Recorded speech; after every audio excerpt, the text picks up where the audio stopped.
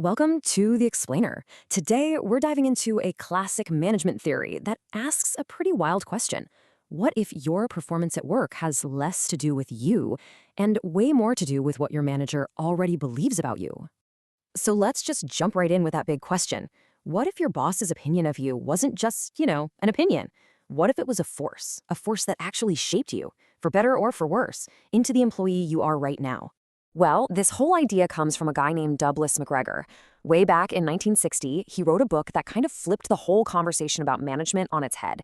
He suggested that instead of focusing on the employee, we should be looking at something much more fundamental, the manager's own deep-seated beliefs about their team. His big argument was that a manager's worldview is actually their most powerful tool. And he noticed that these worldviews tend to fall into two completely opposite frameworks. He gave them these simple, now famous names: Theory X and Theory Y. Okay, so let's dive in. First up, we're going to visit the world built on Theory X, and you can think of this place as, well, the land of control. At its core, Theory X is a really pessimistic way of looking at people in the workplace. It starts from a place of deep mistrust. It basically assumes the worst about why people even bother to show up to work. This whole belief system is really built on four key ideas. The Theory X manager believes that, fundamentally, people are lazy, that they hate their jobs, and that you have to bribe them or even threaten them to get anything done. They believe that deep down, people would rather just be told what to do and avoid any real responsibility. Basically, without their constant control, everything would just grind to a halt. Now, here's where it gets really interesting. McGregor saw two management styles that grow out of this belief. First, you've got the hard approach, micromanagement, threats, really tight control. But you also get the soft approach, being super permissive and just kind of hoping people will cooperate. McGregor argued that they're both flawed because they come from the exact same place, a fundamental disbelief in people. So what's the end result of this kind of thinking? You get a top-down command and control environment. You know the type. Lots of managers, rigid rules, and an atmosphere where everyone feels like they're being watched, not trusted.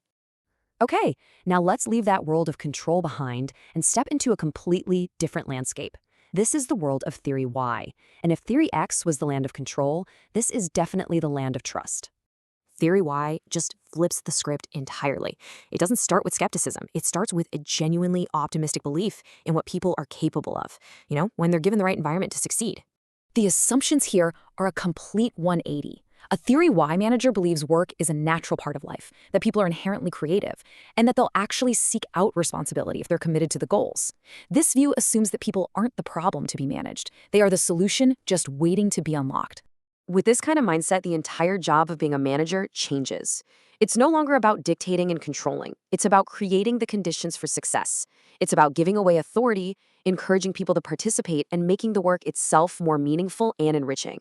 And the result? Well, it's a flat, collaborative workplace where people have autonomy. It's an environment where individuals are trusted to use their creativity and their drive to achieve things together. Just a totally different feel. Okay, so after seeing these two polar opposite worlds, one of control, one of trust, the obvious question is, which one is right? Are people fundamentally lazy and need to be controlled, or are they motivated and trustworthy? Are we X or are we Y? And this is where McGregor's idea gets truly brilliant. The answer isn't that one theory is right and the other is wrong. He argued that a manager's worldview isn't just a passive filter they see the world through. No, it's an active force. Their beliefs actually create a self-fulfilling prophecy that makes their chosen theory come true. And this shows exactly how it works. A manager who believes in Theory X thinks, my workers are lazy, so they micromanage them. The workers, in response, get demotivated and uncooperative. The manager then points and says, see, I knew they were lazy. But the Theory Y manager trusts their team with responsibility. That team then becomes engaged and creative, and the manager says, see, I knew they were capable. The prophecy fulfills itself every single time. So now that we get the theory, let's bring it all together and talk about why this idea from the 1960s is maybe more relevant today than it has ever been. These ideas didn't just appear in a vacuum. Theory X is really the descendant of scientific management, that old idea of workers as just cogs in a machine. On the other hand, Theory Y fits perfectly with the human relations movement and ideas like Maslow's hierarchy of needs, where people are striving for things like growth and self-actualization. So let's just put it all together in one quick snapshot. This side-by-side really nails the fundamental divide, right? You've got the pessimistic versus the optimistic view of people. Motivation by fear versus motivation by growth. Strict supervision versus supportive coaching. People avoiding responsibility versus people seeking it out.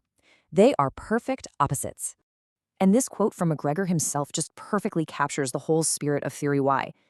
He's saying the goal isn't to manage people, it's to create an environment where motivated people can manage themselves toward a shared goal. It's all about alignment, not control. And all of this leaves us with a final thought, a question for you about your own workplace. Which world do you work in? Is it a place of command and control, or one of trust and autonomy? And maybe even more importantly, through your own actions and beliefs, whether you're a manager or a colleague, which one of these worlds are you helping to build?